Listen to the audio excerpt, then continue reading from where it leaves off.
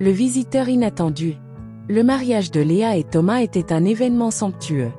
La salle de réception scintillait sous la lumière dorée des lustres, et les invités, parés de leurs plus belles tenues, riaient et partageaient leur bonheur. L'amour flottait dans l'air, et tout semblait parfait.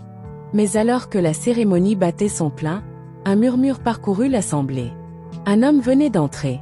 Il portait un manteau usé, déchiré par endroits, et ses chaussures, couvertes de poussière, trahissaient des années d'errance.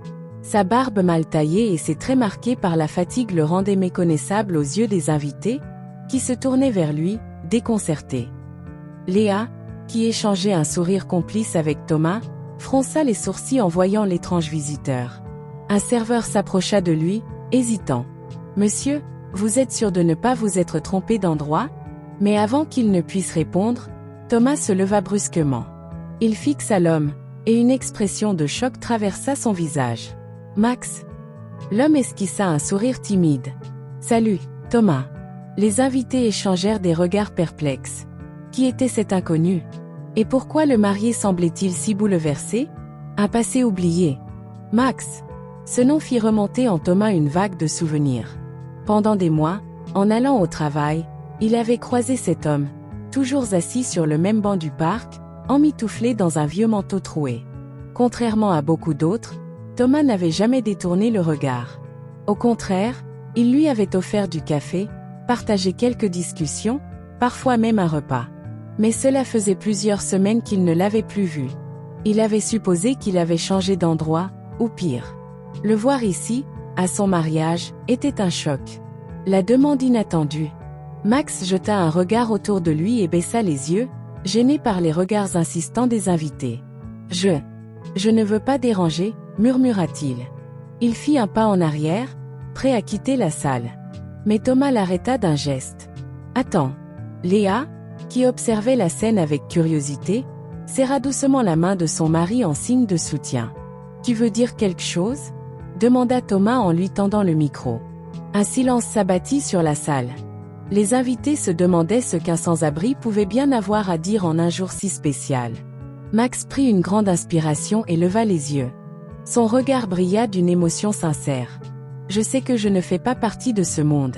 Mais je suis venu aujourd'hui parce que je ne pouvais pas laisser cette journée se dérouler sans te dire ce que tu as fait pour moi, Thomas. » Les murmures cessèrent.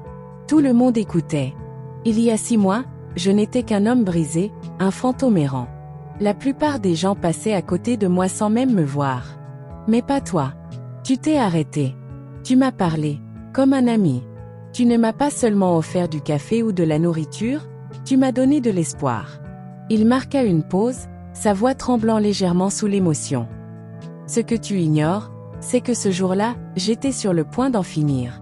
J'avais perdu tout espoir. Mais ton geste m'a fait comprendre que je comptais encore pour quelqu'un. Grâce à toi, j'ai eu la force de demander de l'aide. Aujourd'hui, j'ai retrouvé un emploi.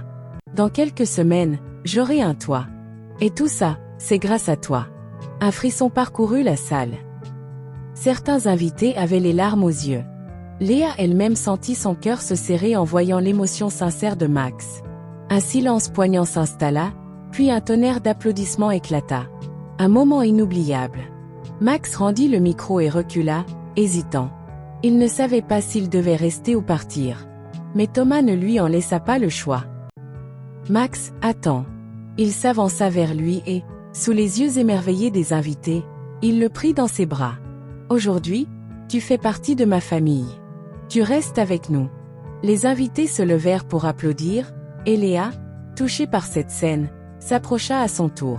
« Max, » dit-elle avec douceur, « tu es notre invité aujourd'hui.